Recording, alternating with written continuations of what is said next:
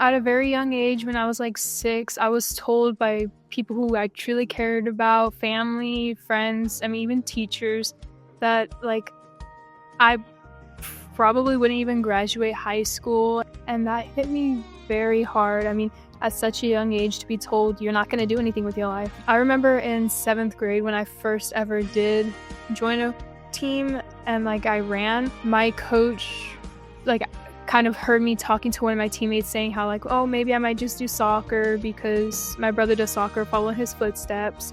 But my coach pulled me aside and was like, is that something you really want to do though? Like, be yourself. You don't have to follow other people.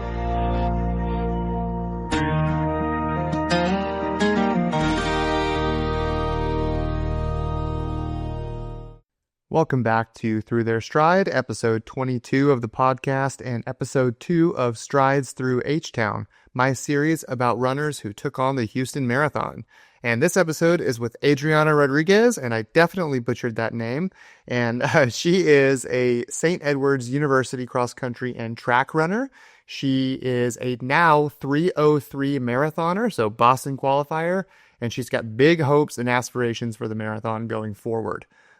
What I liked about Adriana's conversation was I resonate a lot with someone who has been told their whole life they won't amount to much. She has dyslexia. I didn't have it as bad as she did, but she was able to overcome that dyslexia, overcome the doubts everybody had, because like I always tell myself and tell others, doubt is only dangerous when you start to doubt yourself. Adriana did just that. She never doubted herself. She got on to St. Edward's University's team at 16. She started at 17, and she's on pace to graduate at age 19. So let's give it up for Adriana Rodriguez. I'm so excited to share her story with you, and let's get into it.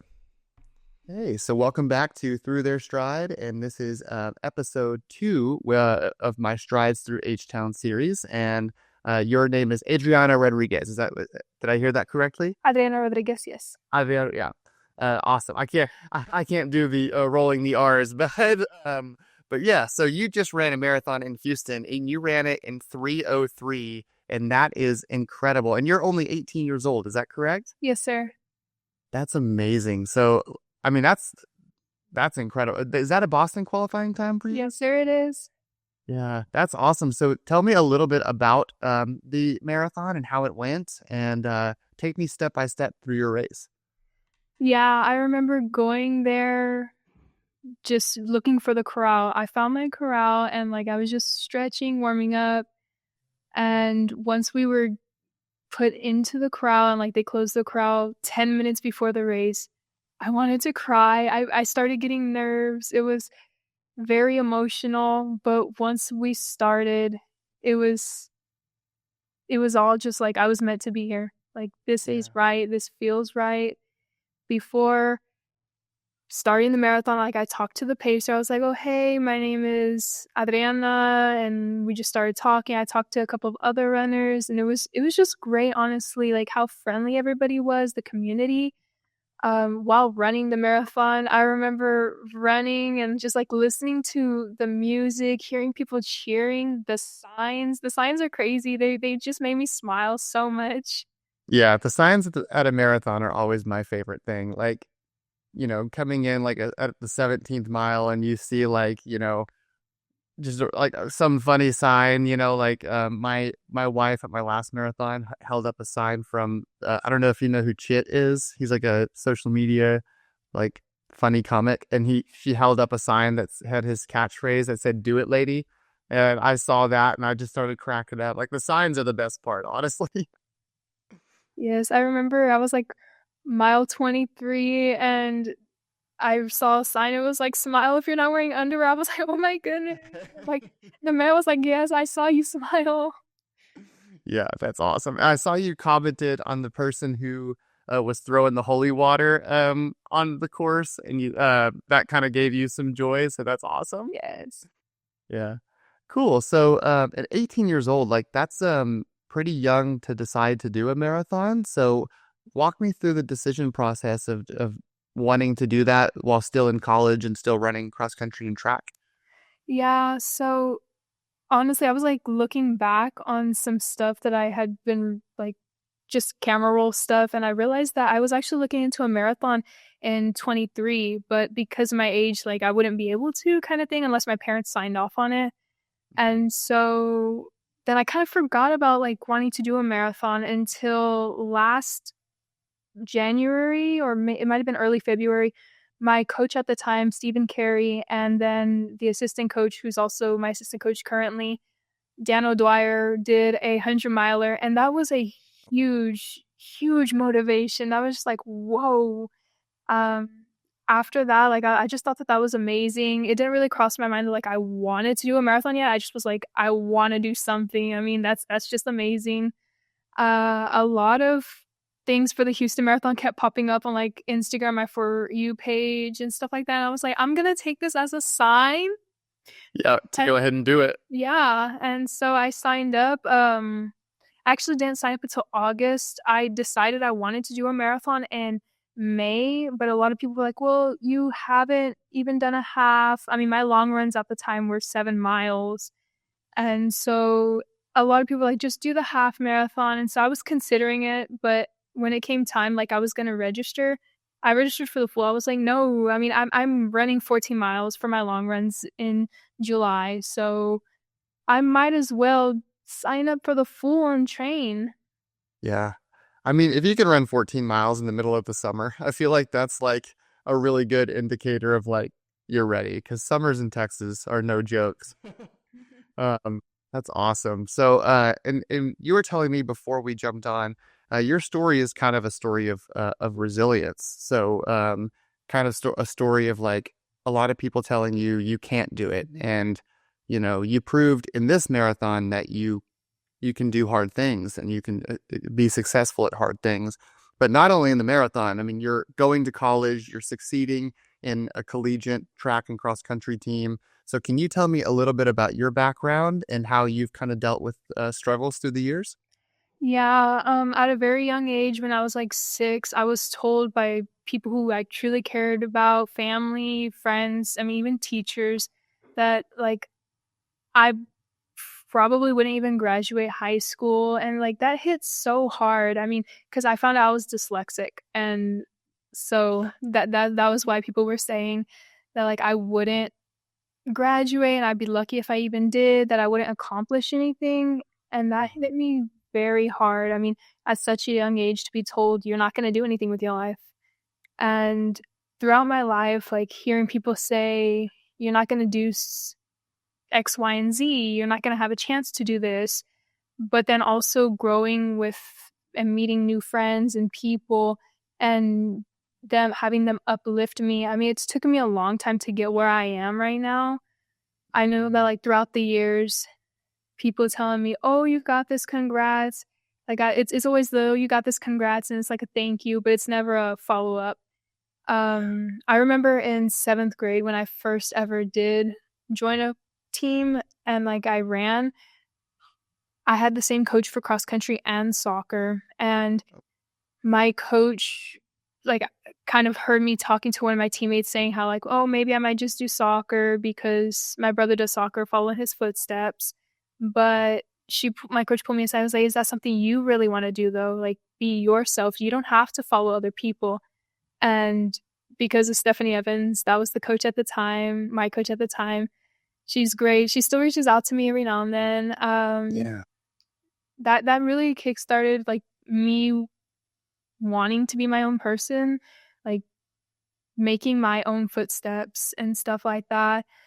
Um, I also just I think that growing like I went in and out of teams that were either we were best friends or like we're not the bestest friends, like we don't talk much, but definitely finding myself here at St. Edward's, I've really noticed that like my team is literally my second family, if not even considered my first family, like just my family in general. They're Yeah. amazing.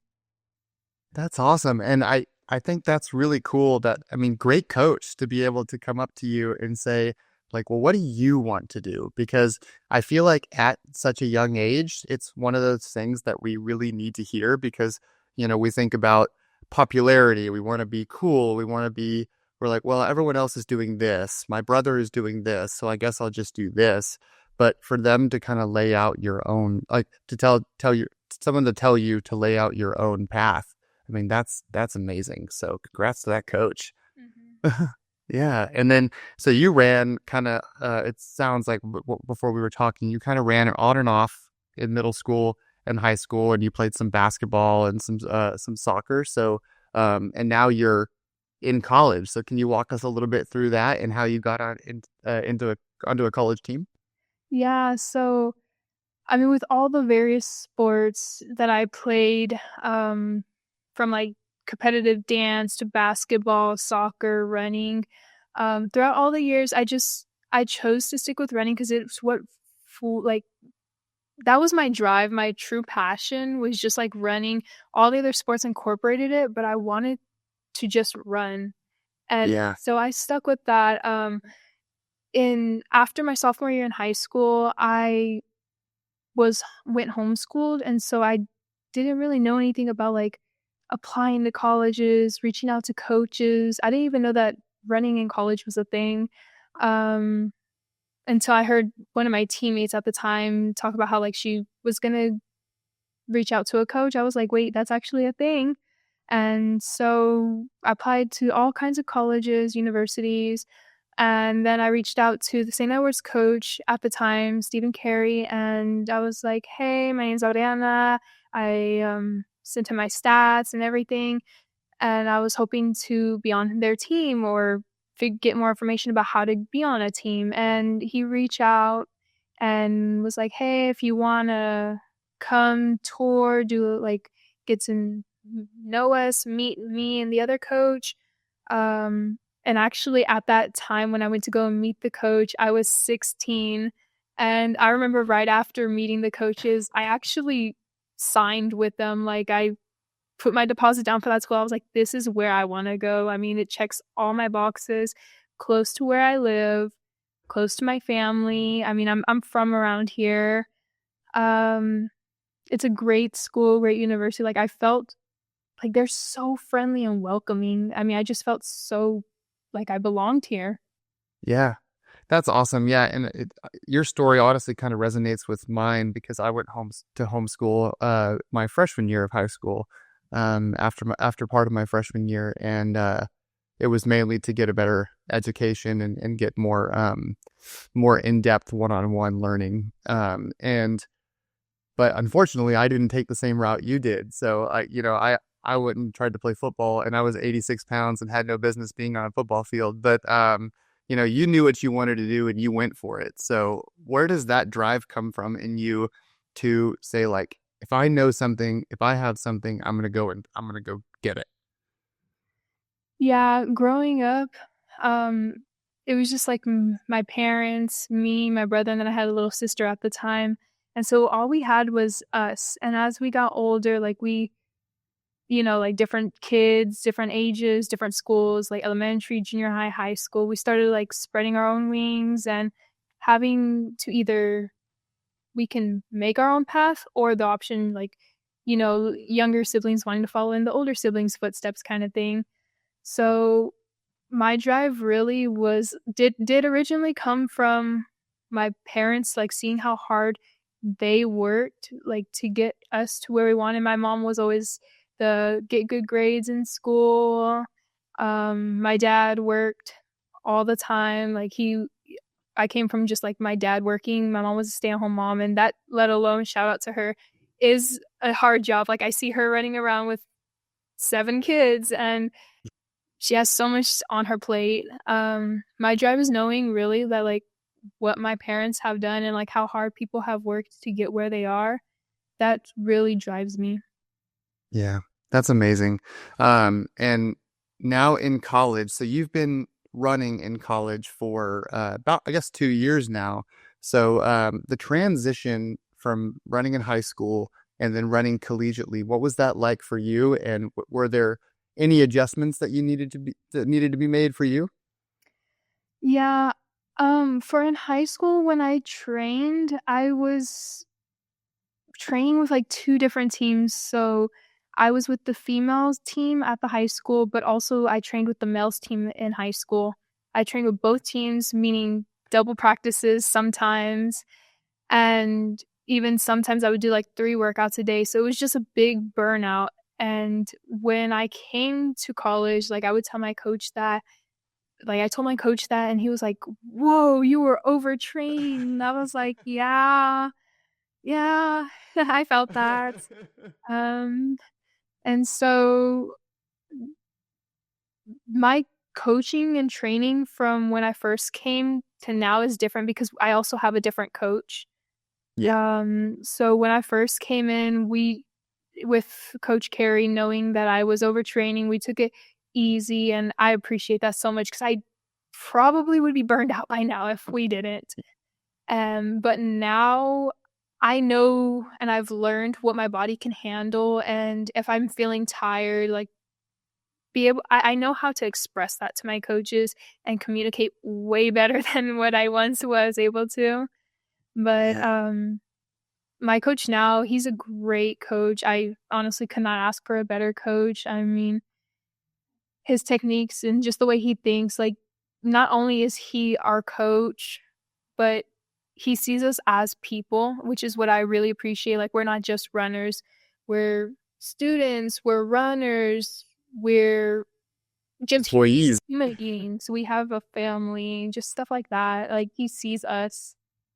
That's awesome. And, a lot of people that I've spoken to in the past, when they talk about college athletics, they say, it can be quite toxic. And a lot of people say that it can lead to burnout because you're working all the time, you're running all the time, and, they're kind of pushing you to your limits. But it sounds like that's not the case at St. Edward's. It sounds like y'all's coaches are very much like, no, these people have lives outside of running. And the only way that we're going to continue having success with them is that if we work with them, we work with their schedules, we work with their needs. So that's incredible. Yes, definitely, especially because I'm a part-time worker also. My boss is also like my assistant coach, but just knowing that like my assistant coach is there, my coach is there, and they both see us as people. It really is great. Yeah. And then you'd mentioned when you texted me that you were coached a little bit and supported a little bit by your coach on the cross country team to do this marathon. So what was that conversation like? How did that come about, and what was the training like? Yeah, honestly, the training and everything was great, but because when I signed up for this marathon, I was we were in between head coaches. Our former coach, Coach Carey, had left, and our new coach at the moment now is Chase Rathke. So he came in, and my assistant coach, who's also my boss, like I was working over the summer, and I told him, "Hey, this is what I want to do." And so like he was talking me through plans and stuff like that, and I was like, I don't know if I should tell the coach that this is what I'm doing or if I should just do it and not say anything. And he told me immediately, "Tell the coach. Tell the." Yeah. And I don't think I would have done it any other way, honestly. I mean, I probably would have told him, but I appreciate like being open because then I don't have to hide who I am. I don't have to hide what I'm doing. I could have just been straight up and been like, or I was just straight up and I was like, "Hey, I signed up for this marathon." And he goes, "Okay, who's training you?" I was like, "I'm self-trained." And he said, "Okay, well," we just started talking and stuff. And I said, as being on this team, I want to put the team first. I don't want to switch any of my workouts, any of my runs. The only thing I ask is that for long runs, I don't go like too short just because I am marathon training. And he respected that. Like, I mean, he was so supportive of what I was asking for certain things like workouts. Like he's always there for our workouts. So if he sees that I'm starting to drop, we'll like say, "Are you okay?" And I'm like, "Yeah, I'm fine. I could go another one." And then the next rep comes, "Yeah, I could go another one or I can't." It's just knowing your body and also being able to trust in who you're talking to, which the coach, I feel very strongly that like he's a great coach. I Yeah. once again could not have asked for a better coach, supporting me all the way. there I don't think there was really any time where like I was like, I have to take off. I'm just so dead. Like, no, I mean, I didn't know. I don't feel like I overtrained at all, which is what I think really is good because certain training methods work for one runner versus another. It doesn't always work for everybody. And Yeah. that's what that coach sees. Like he understands that.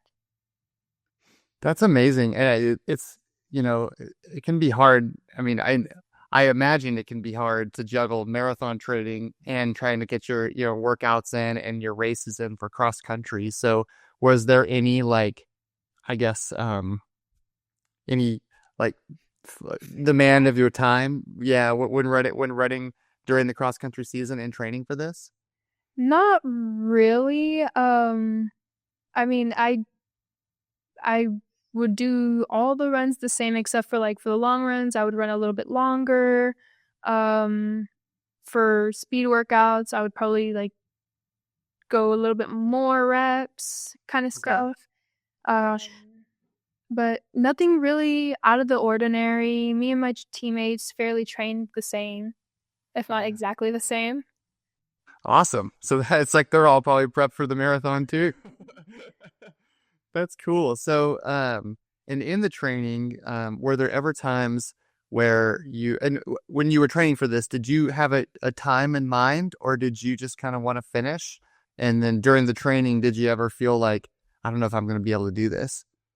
Yeah, definitely. I wanted to qualify for Boston and I saw that the time was like 3:25. I was like, okay, okay. I just did a 3:25, but looking more in depth, like going 5 minutes faster than the qualifying time gets you kind of like an official in. So I was like, okay, 3:20 is the goal then. Let's go, let's go. But then throughout the time, I just like started dropping the time. I was like, 3:10 gets me into New York. Yeah, for sure. Yeah, and so I was like, well, the goal is 3:10, but Yeah. definitely while training, I mean, we all have good and bad days, and there there was I'm pretty sure I was in and out of my coach's office like all the time, like I still am. I go in there and like we'll just chat, and I'll be like, hey, I would tell him, hey, like can we analyze this run that I just did? Like it doesn't make sense to me, kind of stuff, and we would look at it and certain things I wouldn't understand. Like I liked and appreciated that he took the time to explain things to me even when Yeah. I didn't understand or didn't agree. And if I didn't agree, I would be like, I hear and understand, but I don't see the purpose. Is it possible to do this instead? Kind of thing. Yeah. And that's what I liked is that it wasn't like a I'm your coach, you're gonna listen to me, you're the athlete. It was a let's talk about this, which was really appreciative. But definitely while training for the marathon, I want to say Thanksgiving break, like that week of Thanksgiving, was my hardest. I was just like, I don't think I'm going to be able to get this. I'm so stressed, so worried, kind of thing. Yeah. And then in December, when I went for break, I actually started feeling like a lot of tightness in my Achilles calf area. And that made me Okay. like terrified because I've never been injured. So that made me terrified. I was like, I don't want to get injured. This is so close to the race. And Uh, so I went to the trainers here at St. Edward's. They're amazing staff also. I don't know if you could tell, but I love the staff here. yeah, that's To re- great. Yeah. but they honestly helped me out, gave me some rehab. They said nothing was wrong. Just a little inflamed, which is expected because I mean I was running like crazy. Yeah, but for sure. I remember especially that Friday before the race, I saw my coach's like because he has a little couch in his office. And so like I sat there and I was just like, is this even possible? Can I hit a 3:20? Should I go out at 7:30 pace or 7:15 pace? And we started talking. We looked at my workouts and stuff like that. And he was like, well, I don't see any reason you can't hold a 3:20 for 16 or I can't see any reason for you to hit a 7:30 mile pace for 16 miles. You've done it Mhm. so many times. You do it every time in practice. I was like, yeah, you're right. I said, is it possible to go out at 7:15 pace and hold that? Because I've never, for long runs, been able to hold that, and I even came close to averaging that pace. Yeah. Um, I mean, and if I can hold that for as long as possible, then once I start dropping, I'll make up some time and stuff. And based on that, going out faster. And he was like, I mean, yeah, that's definitely a smart idea too. You can go out at that pace. And I was like, great. I was just like, man, what if I'm not able to hold this? And he goes, you can do it. Believe in yourself. Honestly, there's so much, like, I could name a list of things that he has said to me that have been so helpful.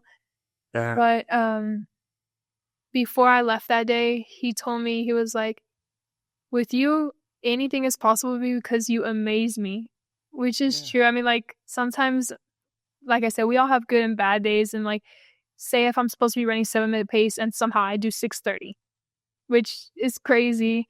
But so going out and running, I mean, like, I was on pace for the first 5K, and then I started picking it up, going faster. And I had my assistant coach, like, I had my phone in my hand while I was running the marathon, and I could, like, see the messages on my watch. It was like, you're killing it, you're killing it. I was like, oh. That's amazing. Yeah, it really was amazing, just having, like, a great support and then coming back and, like, hearing all the congrats and stuff. But I definitely feel like everybody's congratulating me, but I feel like Yeah.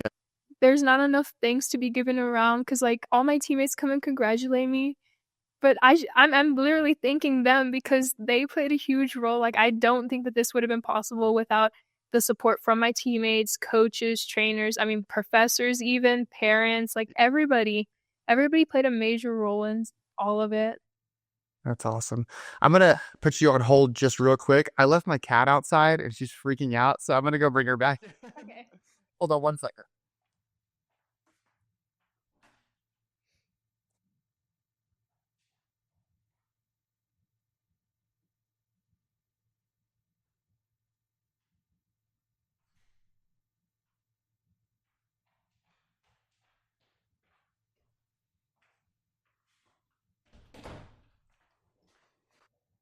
Okay, sorry about that. She likes to go outside and but when she stays out too long, she freaks out. No worries. And I have another cat who was alerting me that she was freaking out. But anyways, that's amazing. I mean, I think what's so cool about your story is that, you know, a lot of runners who try to start the marathon, they usually try to start self-coached because they don't know what they're doing. They don't want people to think they don't know what they're doing, so they don't hire someone. But you had the unique opportunity to have a coach through your school, and not only a coach, but a community of people who are kind of around you, supporting you. So how did that kind of help you? And what would you tell us to runners who are thinking about hiring a coach or thinking about jumping into like a run club? What would you say to them about the benefit of community and coaching? Honestly, I think that there's a huge benefit in community alone, especially, but also coaching. Yeah. But community alone, like, I mean, I have you have your family, your friends, of course, stuff like that. I mean, for me, I have my teammates, my family, my friends, but just as running, like, I also joined this super cool run club, Stride and Rise. Shout out to them. Awesome. They're a great community because they were just, like, so friendly. I mean, when you join a community, if you're scared or nervous, I mean, like, you're new there. I mean, of course, everybody knows that you're new. So just don't worry about what they think and stuff like that. Like, try and be yourself. Let them get to know the real you. That's only the best way to go, is just to be yourself. And Yeah. with time, like, building a community, building relationships with others, it helps so much, like, versus feeling alone in all of it and just, like, just so lonely. And I know from experience, because coming in my freshman year, like, I was kind of very isolated just from, like, being homeschooled and just, like, a lot of stuff like that. And this year, really just coming back from summer, like, I Mhm. I didn't want that again. And my teammates, like, it was like we all just started fresh. We built our community, talked, got to know one another, like, became friends, and it's so meaningful to have a strong community. It really is. Yeah. And then, like you said, you're getting texts from your coach in the middle of it, and I'm probably you're getting some texts from some of your teammates. Did that happen? Yeah, one of my teammates actually, I don't know if I can say her name or not, but she definitely was like texting me congrats and stuff like that. I was like, oh, Yeah. she's such a great supporter. Yeah. I feel like that kind of stuff, like in the middle of the run, especially when it gets like really hard. Because I mean, every time in a marathon, there's going to be a time where starts to feel like, I don't know if I can get this done. And to be able to have people kind of right physically in your corner in your phone, just saying, like, you got this, like, it helps so much. Yes, it definitely does. But I was also like a unique thing about when I was running the marathon. I didn't really go into like those, like the dark shifts is what people call them or stuff like that. I was told like anywhere between miles 16 to 19 that I would, and I didn't just because being Wow. in Houston, that atmosphere and hearing everybody cheer and stuff, it was just so great. Like literally while I was running, I caught up to a guy. Shout out to London if he sees this, but he's from Oklahoma, and I was like, "Hey, dude, I saw you at the beginning. Like we're at mile 11." And I'm like, "Hey, dude, I saw you at the beginning. Um, and I was just trying to get faster. Like, where are you from? What pace are you trying to hit?" Like, it was so funny because we were just having a whole conversation while running and stuff. And Yeah. it was just great. I mean, just being able to talk to people, like, you're all out there running. And I mean, we're not doing nothing wrong. Like, it was just so great, definitely. But yeah. That's awesome. To lean on the other runners too, like that's amazing, like you can draw support from other people just by listening to their stories. Oh yeah, I mean, especially when you don't know them, it's like, oh my goodness, that's like so amazing. But also when you do know them, it's great to hear stories. Yeah. But I also like my assistant coach. He was like, hey, if this happens, try not to think like, oh, I'm doing this to prove people wrong. No, like try and just think about, oh, 5 more miles, 5 more miles, 1 more mile, kind of stuff like that. And then I also work with Ashley Kutcher with Fail Better Training. Mhm. And so before, like that Friday before also the marathon, I was talking to her and she was like, think of little phrases or words like keep it going, push, you're almost there, you've got this. But I don't think I ever really used that. My method while running with the marathon was actually something I never done before. Like whenever I felt like I was kind of getting tired or slowing down, I was like, just get to the person in the white shirt. Just get to the person in the white shirt. Like there were so many people wearing white shirts, so I just kept going. That's awesome. Just like kind of taking down other runners, like get to him, okay? Get to her, okay? It's that's actually a great method because it's the same method of like 1 mile at a time. You know what I mean? Run the moment that you're in. And so like to be able to be like, okay, the moment right now is to get to that other person. Cool. Got them. Get to that other, and it keeps you in the moment. It keeps you from like worrying too much about the result during the race. Yeah, definitely. I mean, I try not to look at my watch at all, but when I would, I'd be like 6:50. Oh no. And I was Yeah. okay. It's okay. Let's just not look at my watch anymore. And so I just kept running and I was like, you know what? It's gonna be okay no matter what time I get. I mean, like my first marathon, I mean, I'm 18. I even am lucky enough to run at a university. No, not much people do that. And so I was like, I'm gonna be happy with no matter what results. Like I'm I'm gonna be okay. Yeah. Yeah. Do you know who Sarah Hall is by chance? She's a professional marathoner on the American team. And she has this thing where she'll literally throw her watch off of her wrist like in the middle of marathons, and it's become kind of like this popular thing. And I'm like, well, that's pretty expensive, but it's really cool to Yeah. to like think about that mindset of like this is just holding me back. I'm not gonna look at it. I don't want to hear it. So Yeah, yeah. I think that that's so cool because two reasons. Because one, she just popped up on my Instagram, so I Oh, just cool. that, and so I find that so cool. But then another thing, like one while racing and cross country, my coach was like, I'm not going to tell y'all not to race with y'all's watches, but don't try not to race with y'all's watches so that you're not worried about the time. And honestly, this past season, I PR'd literally almost every race. Perfect. So with using that method of like not worrying about what like if I'm going too fast or too slow, just being out there running and appreciating it Yeah. really was amazing. I Yeah. enjoyed it so much. That's awesome. And so now you ran Houston 303 and some change, right? Was it 303.14? Was that right? Um 303, I think it was more like closer to almost 304. Okay. Yeah, I couldn't remember what the seconds were, but 303, I mean that's amazing. And do you have bigger aspirations now for the marathon? Is this something that you're going to keep chasing after? I definitely have, especially these past days. Like I've been looking into because I have a qualifying time for all the world majors. And so I was definitely looking into that. And my coach was like, don't look too hard. I was literally going crazy. I was like, oh my goodness, looking at prices and stuff like that. I was like, oh, I'm excited. And then for whatever reason, the trials popped up, like the Olympic trials. And Ooh. yeah, I was like, ooh, I'm getting proper training. I just need to be smart. It's not unheard of. No. It's I mean like because you're 303, so three is like it's well within your future.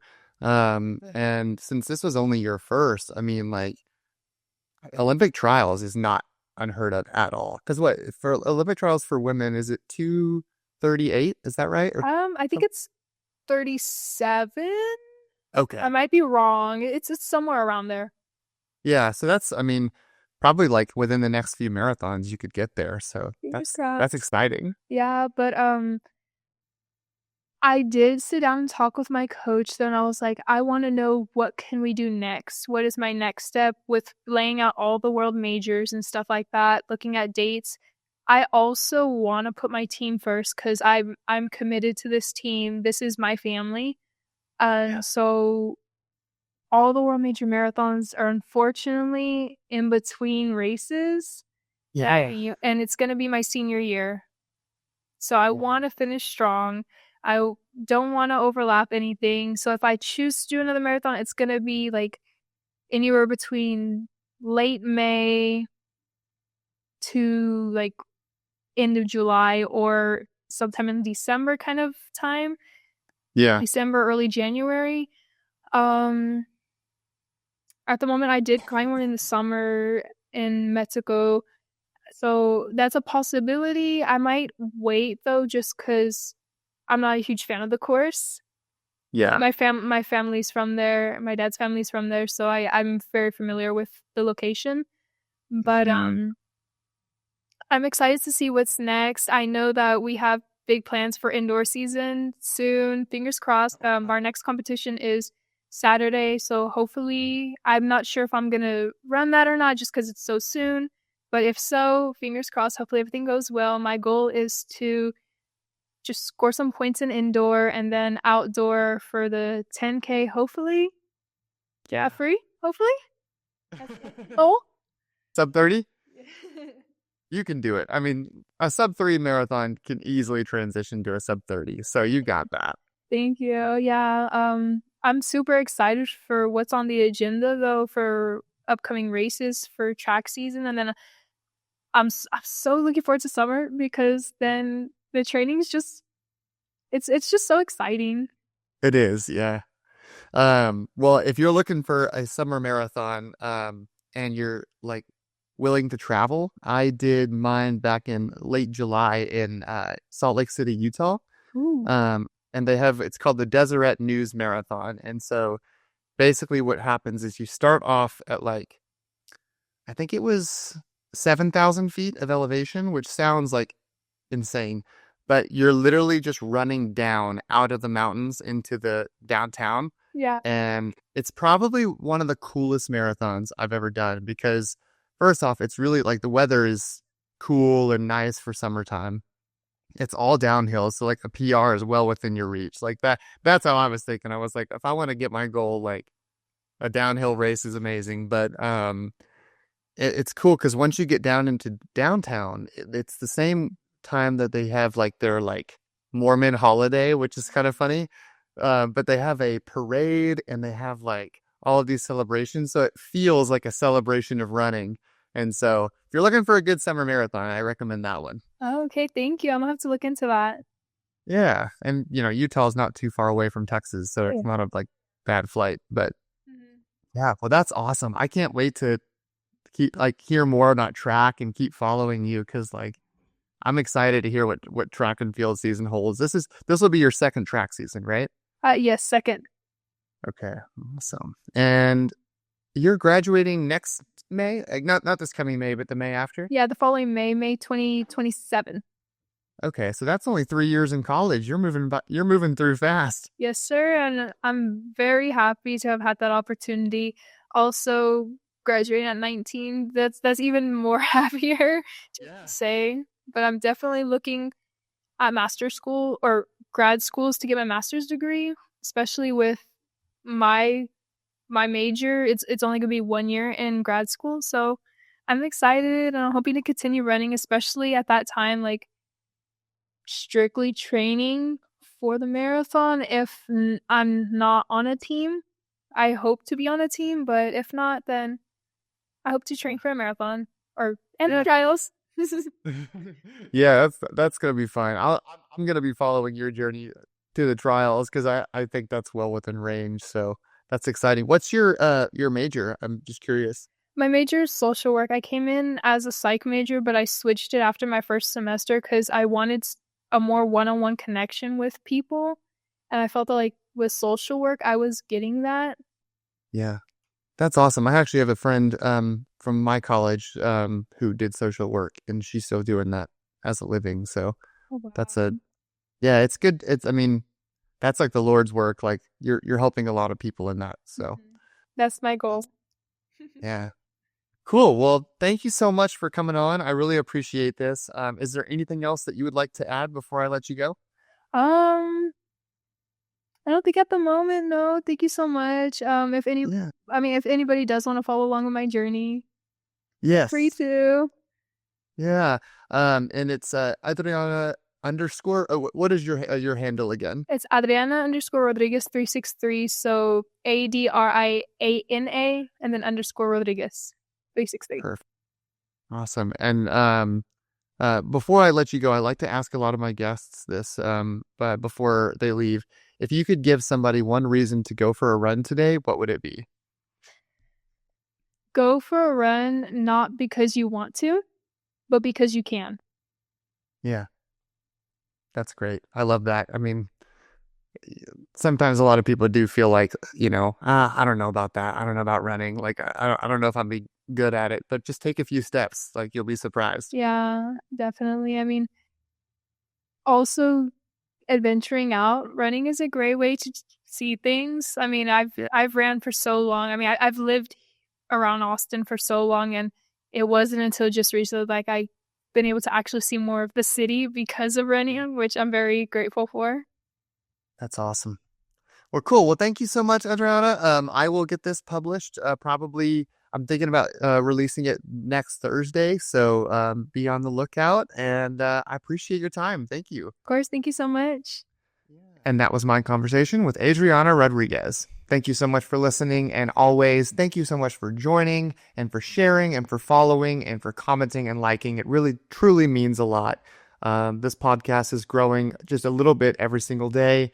And that's all because of y'all. So thank you so much. And I will see y'all on the next one.